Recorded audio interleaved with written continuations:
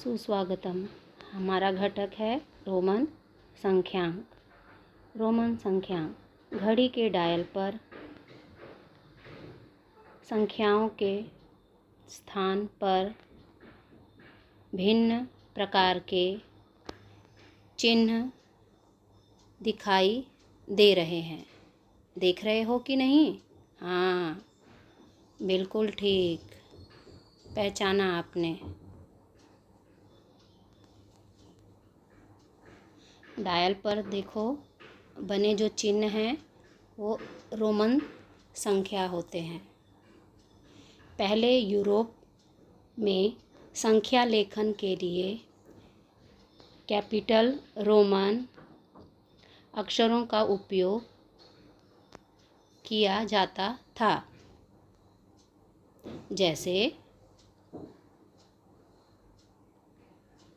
एक के लिए कैपिटल आई का उपयोग करते हैं, 5 के लिए कैपिटल वी इस अक्षर का उपयोग करते हैं और 10 के लिए कैपिटल एक्स।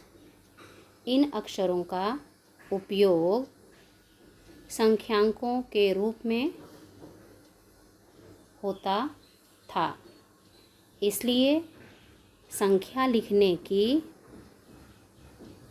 इस पद्धति को रोमन संख्या लेखन प्रणाली कहते हैं।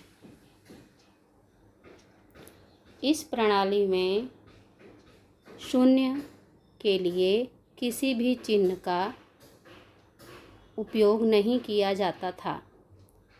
रोमन संख्यांकों की सहायता से संख्याएं लिखने के लिए कुछ नियम बनाए गए हैं। इन नियमों और आई, वी तथा एक्स का उपयोग करके 20 तक की संख्याएं हम आसानी से लिख सकते हैं।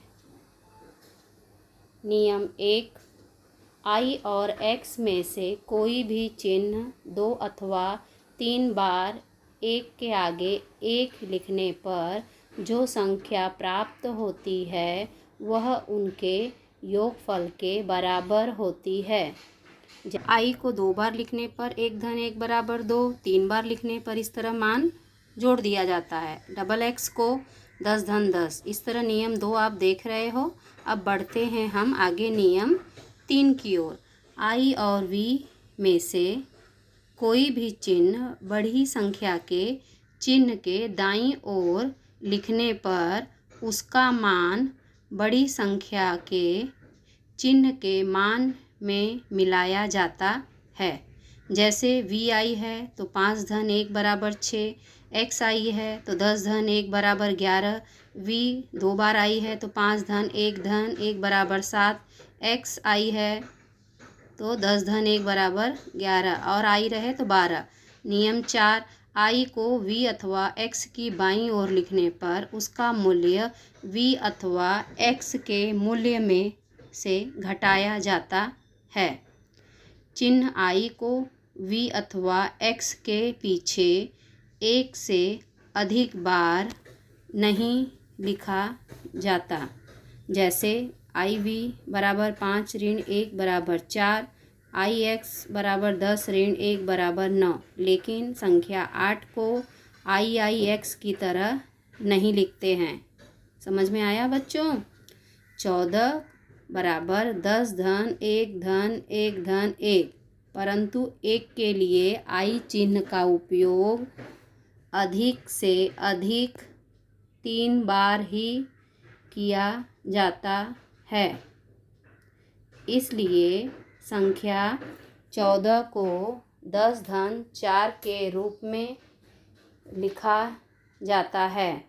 संख्या 4 को लिखने के लिए आई वी चिन्ह का उपयोग करते हैं। संख्या 14 को एक्स आई वी के रूप में लिखते हैं।